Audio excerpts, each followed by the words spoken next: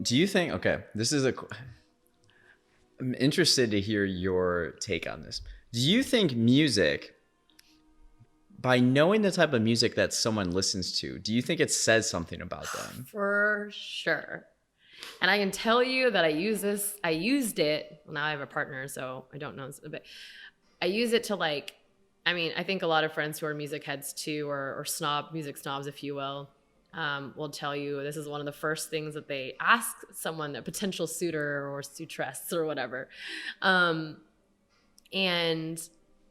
it does, because I can tell if you're into super mainstream music, that means you listen to the radio all the time, or you tell, I hate mainstream stuff because it's the whole background of what that is, and in the music industry, like that's a whole thing, and how formulaic some of this music is, and it's just terrible to me. Versus like if you're someone into very diverse tastes of music, that tells me that you love exploring different cultures and histories of where music comes from. I mean, the music is such a large, it's like language. It's like there's just an infinite amount it feels, or infinite ways to digest it, and it tells me your style. Because I also feel like, I mean, like if you're a country music person, then you probably got a certain style, and you've got a certain lifestyle and things like that. And I can tell that a little bit about you. But I will say, not everyone fits in that perfect mold, but it will tell me a little bit about you. So say, for example, the way Justina and I met was that I was at the bar bartending playing Miami Horror.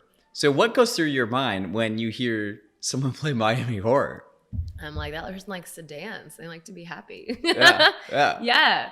And it's great. Like, and I think it's, I appreciate people who like to listen to all sorts of stuff, because then I feel like you dive in, you have an ear for different sounds, and you don't like just listen to what you're given or what's expressed to you, but you're going out and finding stuff.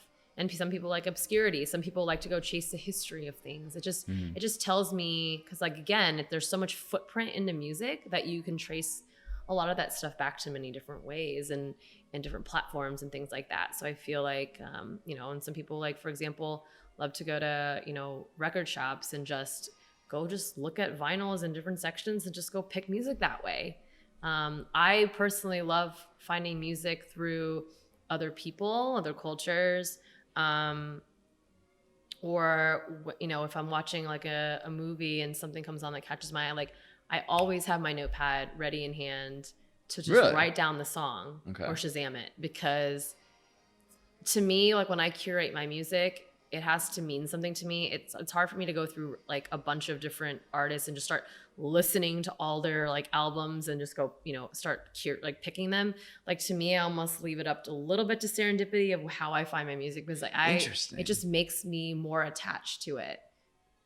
So when Justina DJs, so if you ever get a chance, check it out, because it's so much fun. And your playlist, it's like, so you find your music kind of serendipitously. Sometimes, and then sometimes I do go, and if I like, there's some artists where I'll find them, I'm like, I want to deep dive into this person or persons, and I'll do that. But oftentimes, like it's, especially like when I was trying to disconnect more, especially this year, I let that kind of come to me versus me go actively seeking it. I was, maybe I'm going on a Twitch stream to see another DJ and I hear something. That's one way of doing it. Okay. I'm watching a lot of different shows nowadays, or movies, or obscure things, internationally. One way I was actually finding it for some time was through Tinder, the app where people can tag a featured song to their profile. And at the time I had it where I was paying for this membership where you can swipe all over the world. And so I was swiping. I love how you call this market research too. Yeah, I do. Because it kind of is though too. Because in your job, it is. I mean, looking at all these folks as just entities of like, oh, what are the patterns I can see? But I would swipe all over the world and just start writing down the music that they would have featured in their profiles, so that I could go explore, music from, Australia or Bangkok or Australia's got a lot of my favorite bands are from Australia. Mm-hmm. It's got a little bit of tropical vibes as you're on this island, you know? Yeah. But then, yeah. A lot of No, I groovy. do. What does it say about me that I never listen to sad music? Ever. Like ever. That, like, I feel like the sounds to you, the way that your brain processes it, allows you to feel an emotion sort of way. Because I feel like it doesn't mean that if you listen to sad music, you're a sad person, but there are sometimes those modes where you do, and that's how you want to exacerbate it or you want to explore it. But I feel like maybe for you, it's like that is just how your body, the way that your body is reacting to the sounds is how it makes you feel no matter what. And that's how you want to feel, like, you know, So it means certain that tones. it means that when I listen to music, I'm more connected to it than everybody else. I don't know about that, but but yeah, no, I mean, I feel like you have an intention to feel a certain way, and you need to hear this, like, these sounds that make you feel that way as well, or you want to feel that way. Yeah.